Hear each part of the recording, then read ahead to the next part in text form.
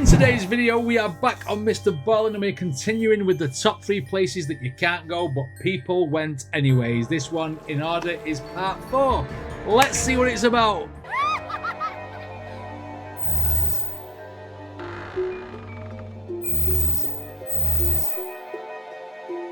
As always, let's see what Mr. Ballin does to the like button. This is an older video, and when he did the like button in the older videos, he was far more ruthless than he is today. Right, let's go. Today I'm going to share with you 3 progressively more insane stories about people who went to forbidden locations and what happened to them. Spoiler alert, it didn't end well. But before I get into today's stories, if you're a fan of the strange, dark, and mysterious delivered in story format, then you've come to the right channel because that's all I do, and I upload 3, 4, even 5 times every week. You can tell it's an older video because when he did that, he's not going like he normally does. And he's also saying we upload 3, 4, sometimes 5 times a week. Now it's just once a week. And you've come to the right channel because that's all I do, and I upload 3, 4, even 5 times every week. So if that's of interest to you, please tear out the last chapter in every one of the like button's books. Also, please subscribe to this channel and turn on all notifications so you don't miss any of my weekly uploads. All right, let's get into today's stories. Evil, the last chapter of every single book that the like button owns, which means you never get an ending. Mind, there's lots of series like that, isn't there? Right, okay. Stairway to Heaven is the first net story in this, and it's called the Haiku Stairs in this top 3 places you can't go. Let's go. Haiku Stairs. On February 27, 2015, 18-year-old Dalen Pua was visiting his grandmother on the Hawaiian island of Oahu. Dalen, who was a Hawaiian native himself, didn't spend much time in Oahu with his grandmother, and since he was here, he figured he would do the one thing he had always wanted to do, which was to climb the island's very famous and very illegal Haiku Stairs, or better known as the Stairway to Heaven. These stairs were a very narrow, rusty, not well-maintained, 4,000 step staircase that weaved its way up the side of this Hawaiian mountain. It was built during World War II by the United States Navy because they wanted access to the top of this mountain where they had a secret radio station. After the war was over, instead of 4,000 steps to a secret radio station. That's going to be one big staircase that's going to stick out very, very muchly to the secret place. Careful, because Stairway to Heaven is copyrighted. We've got comedians on the channel tonight. We're doing this on a live stream for people who don't know what I'm talking about. Let's go. The top of this mountain where they had a secret radio station. After the war was over, instead of demolishing the steps, they allowed people to walk up and check out the view. For nostalgia. But it was so dangerous and it was not well maintained that they eventually closed it to the public starting in 1987 and literally put a fence up and even put guards out to keep people from going in. But Dalen really wanted to do this. So that morning he tells his grandmother that he's thinking about hopping the fence and making the hike. And his grandmother's like, that's a horrible idea. Not only is it dangerous, but they're going to fine you thousands of dollars if they catch you doing that. Right. Dalen backed down from what he said and he said, okay, I won't go. And he kind of played it off like, I'm not going to go on this hike. Then he went. But sure enough, right after breakfast, he slipped out of the house, hopped on a bus, and he made his way over to the base of these stairs. Hence why it's called top 3 places you can't go and people went anyway. He just basically blagged his mum, honey. Let's go. Even though it was totally illegal and he was incriminating himself, he was so excited about going on this hike that he documented the whole trip by posting pictures of it to his social media. And so the first picture begins with him at the base of the stairs where he posts a picture as he's about to start this hike. And then all morning he's taking pictures along the way up these 4,000 stairs. But then around 11 a.m. that morning, the posting stops abruptly and he hasn't reached the summit. And you figure if you're going to do this hike and you're already posting pictures of just the way up, certainly when you get to the summit, you're going to take a whole bunch of pictures and post all of those because that's the prize at the end of this hike. But for whatever reason, the posting stopped at 11 and he clearly hadn't reached the summit yet. Which means the paper trail, because it ends there, means whatever happened to him at that moment in time. Because you would post everything, wouldn't you? Let's see what happened to the guy. But for whatever reason, the posting stopped at 11 and he clearly hadn't reached the summit yet. The guard shot him. By that night, when he didn't come home, the family was really concerned and they told police. Police launched this huge search for him. They're looking all over the stairs. They got helicopters out. The Navy gets involved. There's no sign of him. He's just vanished. When they couldn't find him after several days, they had to call the search off, and the assumption was, well, you're doing something dangerous. There's a reason this is off limits. He probably slipped at some point and fell down the mountain. That's why this is off limits. It's not safe. Yeah. But when people reviewed some of his last photos that he had posted to social media, they noticed something in this picture. This shot looks like he's just taking a picture of the dense forest around the stairs. But if you look more closely, there. It's like there's a gorilla or something there. Ooh. He's just taking a picture of the dense forest around the stairs. But if you look more closely, there is a man very clearly crouched down a little ways down the trail that appears to be hiding. And many people believe that that guy was following Dalen and at some point attacked him. That Dalen didn't fall off the mountain, he was abducted or killed. To this day, Dalen has never been found, and that mystery man has never been identified. Well, shenanigans! The guy's thrown him off. Either that or he's got to the secret base and it's so secret he got missing. He went missing. It's a Sasquatch. Okay, All Alone. Is this a continuation of the first story? Let's go.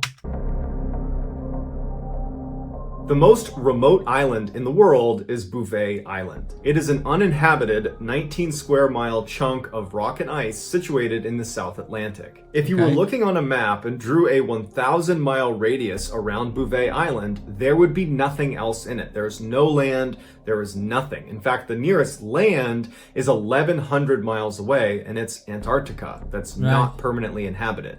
The nearest permanently inhabited land is South Africa, and that's 1,600 miles away. The island is so far away from anything that in 1979, Israel and South Africa dropped 2 nuclear bombs on it, and nobody noticed. The only reason anybody found out about it is because a US satellite happened to be looking in its direction, and it saw 2 bright flashes of light, and they were like, I wonder what that is. And then it turned out to be nuclear testing. For the nuclear testing, man. I mean, why do people want to make them horrible things? Why did they drop it on the island? What did the island do? Flashes of light, and they were like, I wonder what that is. And then it turned out to be nuclear testing. For the very few people that have gone to Bouvet Island, you can't just take a ship there or a boat there, because all around the edges of this island are these jagged ice cliffs, and then the water is treacherous down near the edge of these cliffs with very strong currents. If you were to fall in, you'd get sucked up and probably underneath some of these rocks, and then you're done for. So nearly anyone who's stepped foot on Bouvet Island has taken a helicopter and flown the long, sketchy flight, hoping you don't hit a storm because you can't land anywhere. You're in the middle of nowhere with no land, all the way to... But you can get helicopters that can land on water, can't you? Them big, the big skis that are like inflated. Should have took one of them helicopters. Hit a storm because you can't land anywhere. You're in the middle of nowhere with no land, all the way to Bouvet Island. And then anyone that's been on Bouvet Island only stays for like a few minutes because they're so worried about a storm rolling in. And the weather at Bouvet Island is famously bad, and storms are constantly rolling in. Oh, and Bouvet Island is an active volcano. So it's this horrible place that nobody goes to or should go to. But a few people still do. In 1964, British explorer Alan Crawford was sent out to Bouvet Island with a team of scientists to inspect the northwest corner of the island where a recent lava flow had created a shelf that looked like you could potentially build a building on it. And the British wanted to stand up a weather station out there, but they needed someone to go out there and give the green light. So on April 2nd, 1964, Crawford and his crew departed South Africa and began the long helicopter ride. When they finally touched down on Bouvet Island, everybody was on edge because you are in the most remote place in the world, and if anything happens to you, there's no help coming for you. So people were eager to get the work done, survey the area, and get right back on the helicopter and leave. But I mean, why do you want to go to an island that's treacherous, that's ice and rock, right? To survey it, and you're going to find out that it's ice and rock and a volcano. What is the point? What is the point? There's nothing lives on it, and it's ice and rock. You've got that in various places in the world.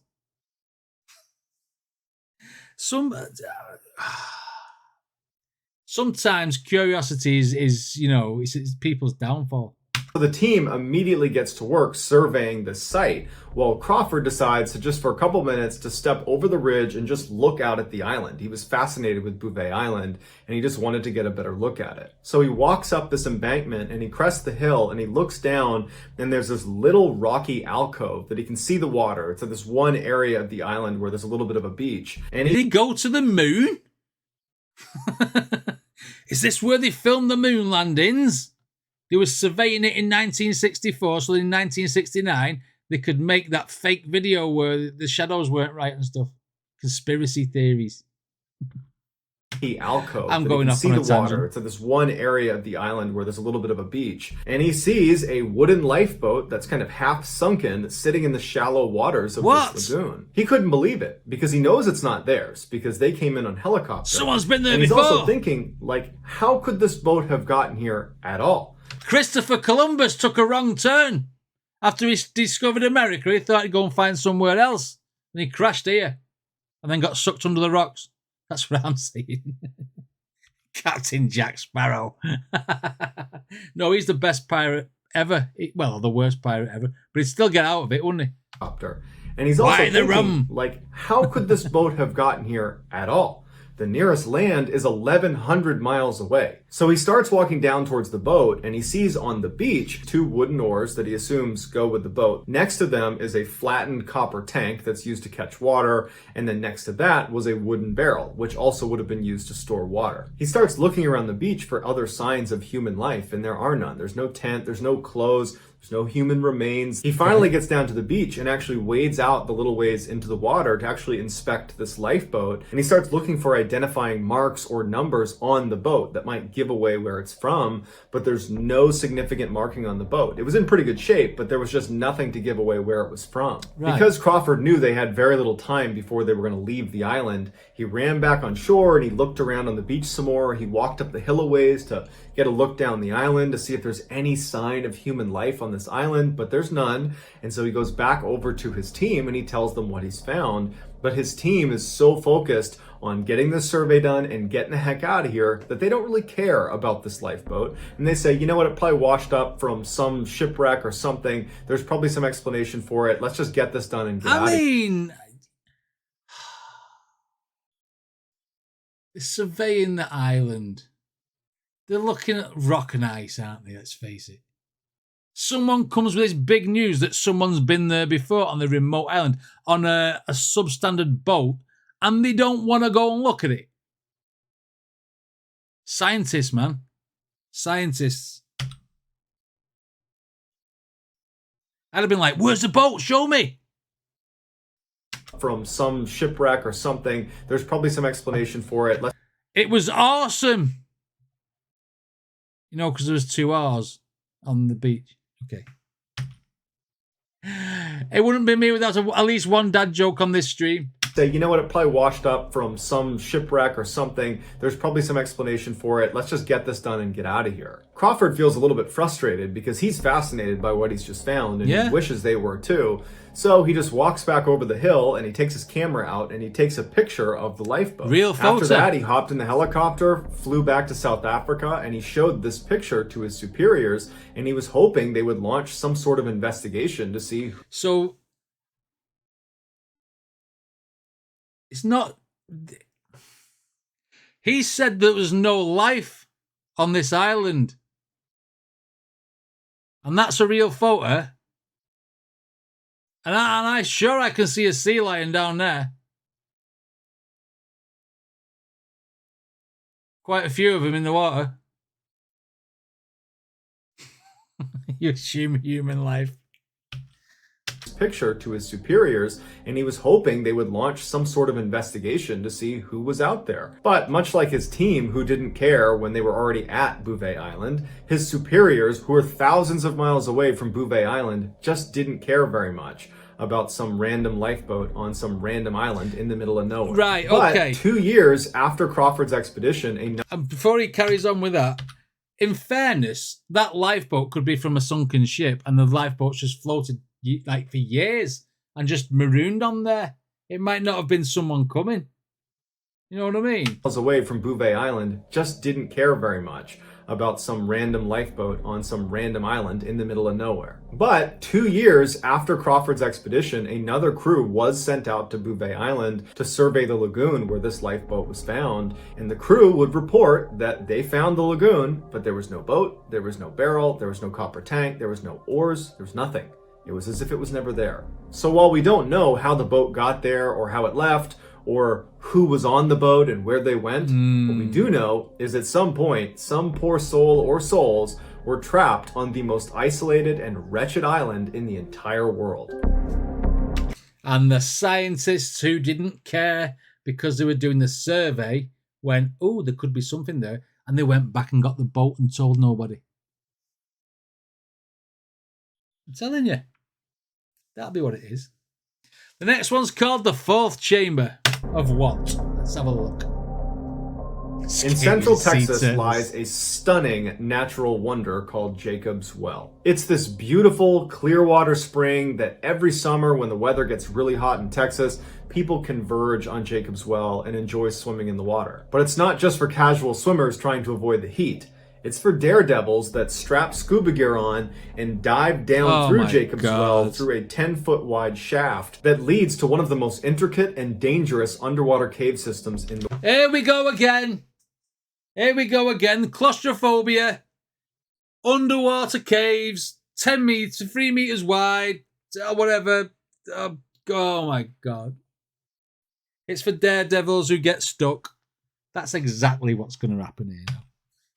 Wide shaft that leads to one of the most intricate and dangerous underwater cave systems in the world. Jacob's Well is broken up into 4 chambers. As you move from chamber 1 to 2 to 3 to 4, it gets harder and harder to squeeze through the narrow spaces. And each of the chambers gets smaller and they get darker because you're losing sunlight, and they just become overall much more difficult to navigate the deeper you go. Imagine you put on your scuba gear and you hop into Jacob's Well and you start swimming straight down. Now there's going to be what looks like the floor of the well, and then at the center of it is a 10-foot wide shaft that goes straight down. And if you swim down through that, you're going to reach the first chamber, which sits at about 30 feet and goes all the way down to 55 feet. In that first chamber, the sunlight still hits, so there's algae, there's wildlife, and it's where rookie scuba divers will spend their time in Jacob's Well. At the bottom of the first chamber is another shaft opening, but it's more narrow than the very first one you went through. And that shaft, that tunnel, is actually what makes up the second chamber.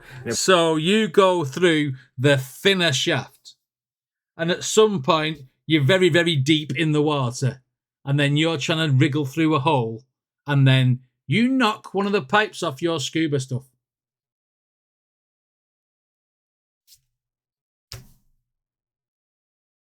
No, not for me. No, not for me.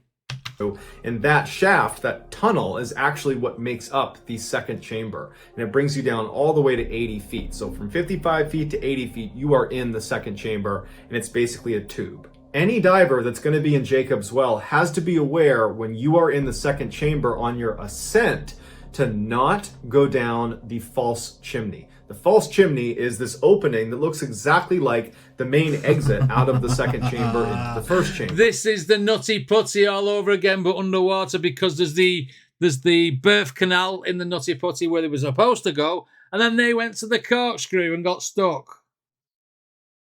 Because it looks the same as the birth canal. Ah. Why don't these people who go in these caves, right, have some sort of rope tied to the leg? So if they go down the wrong place, they can be pulled out. And that also, coming back up, your rope is only going to be coming through one way, isn't it? It's not going to be in the wrong way that looks exactly the same as the right way. This is playing with fire, I'm afraid. I've no sympathy for people who go in the caves. I mean, I have, for the simple fact that they don't deserve to do this, but it's their own stupidity. Opening that looks exactly like the main exit out of the second chamber into the first chamber, but it's not.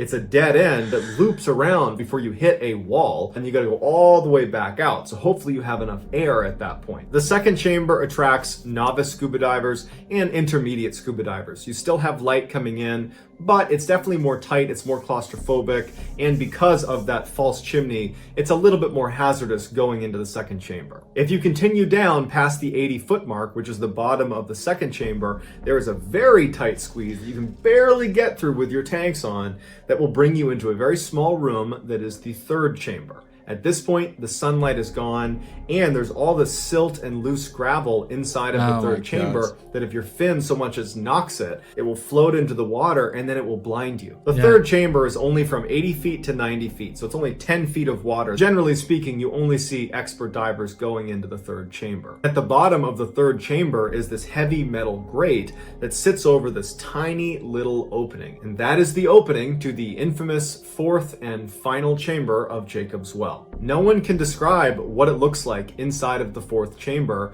because, one, as soon as you go in there, it's impossible not to kick up a ton of silt. So you're going in blind. But two, anyone that has attempted to go into the fourth chamber and maybe has been successful has died. There are literally divers that are deceased inside of the fourth chamber. Oh, well. Well. You see the grate, you turn round. But why do they suddenly die in the fourth chamber? Is there loads of different outlets where you're going to get lost? Oh my God, these cave stories, they're unnecessarily, they're putting yourself in unnecessary danger. Has died. There are literally divers that are deceased inside of the fourth chamber. And after about a dozen people died trying to get into that fourth chamber, they finally just sealed it up. But if you were to pry open that gate and go into the fourth chamber, you would have to remove your air tanks, push them into the fourth chamber, and then you'd have to wriggle your way through while keeping the mouthpiece in your mouth into the fourth chamber that, again, we don't even know what's in there. In 1983, 24-year-old... I do. Larry and his mate, who were here in that picture. That's who's in that chamber. Oh, my God. I can't cope with it. Do you know what? Chris has said, you see the entrance, you leave and go home.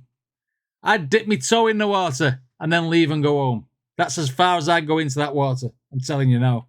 Fourth chamber that, again, we don't even know what's in there. In 1983, 24-year-old college students Richard Patton and Clark McConnell entered Jacob's Well around 8:30 p.m. They were both experienced scuba divers. They were in an advanced scuba diver class with all the certifications for that. They had dove Jacob's Well before, and they wanted to check out the fourth chamber. They got in the water, they went through that initial shaft into the first chamber, they continued into the tunnel that was the second chamber, they wriggled their way into the third chamber, and they reached the gate. Using some equipment they brought with them, they were able to pry open this gate, and Richard Patton was the first one to go into the fourth chamber. No. He removed his tanks and pushed them inside of this opening, and then he began headfirst to slither inside of the fourth chamber opening while Clark waited. And Clark would later say that as soon as Richard had pushed his way and had actually made it into the fourth chamber, Richard comes screaming up back out of the fourth chamber. And Clark realizes that he doesn't have a mouthpiece in. He doesn't have scuba tanks on. Richard is desperately trying to wriggle his way out on a breath hold because he's dropped his tanks, and he's reaching for Clark to help him get pulled through this hole, and he can barely get out of this hole. And as soon as he gets free, Clark takes his mouthpiece off and he jams it into Richard's mouth. And so they begin buddy breathing. One guy breathes while the other guy holds his breath, and then they reverse that back and forth, back and forth. That's not something you would do on a dive for a long period of time. No. And you've got to wriggle through the next one because it's still a wriggler, isn't it? To get to the second chamber from the third. That's what they said. Why do people drop the tanks in the bottom one? Why do people drop the tanks? Why? This must be what happens when people get stuck in the fourth chamber. Hi, Kyle. We're in caves underwater and people losing tanks. That's where we are. That back and forth, back and forth. That's not something you would do on a dive for a long period of time. It's an emergency procedure and you need to get to the surface as soon as you can. So the pair calms down, they're buddy breathing, and they're making their way back up. They're leaving the equipment that they lost in the 4th chamber, and they're kicking their way up, and they get back into the 3rd chamber. They make their way up into the 2nd chamber. They're kicking it out, and then their heads hit the wall. Oh, they've gone the wrong way. They've gone down the false chamber. They've gone the wrong way. They've gone the wrong way with one tank between them. Oh, no. See, it's nutty potty again, but a different way. They're not going to have enough air to go to go round and come back. And they're buddy breathing as well. Oh. I knew we shouldn't have done Mr. Ballen now. Get out, and then their heads hit the wall. And they realize they've gone down the false chimney, and what's even worse is they hear that awful ka-tung, which means you have no air in your tanks. Clark, who had taken a full breath before this had happened, he immediately turns and starts swimming and manages to get out of the false chimney and makes it to the surface before he drowns. What? But Richard wasn't as lucky. His final few moments were spent in total darkness with silt kicked up all around him. He's got no air. He's got no idea where to go, and he's desperately trying to swim up, but he keeps hitting the wall of the false chimney before ultimately drowning. When recovery divers went down to retrieve his body, they found him jammed up at the very end of the false chimney. So that's going to do it, guys. I hope you enjoyed today's stories. Let me know in the comments what you thought, and I will pin the best comment at the top of the comments section. If you enjoyed today's stories and you haven't done this already, please enjoy if you enjoyed today's stories. The last one is going to give me PTSD, and it wasn't even there. You know what I'm like with caves? After watching that nutty putty thing, I feel like I need to go and stand in the garden so I can spin my arms around and you know, stretch out. But to do it underwater, and his mate left him. That's okay. I took a big breath. See ya. Jesus. Oh, the cave stories always get me. And the way Mr. Ballen told it was, you know, it was brilliant again because the visuals that you... Oh, my God. I mean, technically... Hang on, which one was it? Which one... I can't remember. Which one had been in the 4th chamber? The one who got out or the one who died? Because he said that everyone who's been to the 4th chamber had died. I need to go back through the video and see. Because if the guy who survived was the one who was in the 4th chamber, then technically somebody survived. Anyway, what did you guys think? Oh no, subscribe to Mr. Ballen if you like this video. Anyway, what did you guys think of this reaction? Let me know in the comments. If you want to check out any more from Mr. Ballen, there'll be a playlist right up there. Don't forget to subscribe, and I shall see you all in the next video.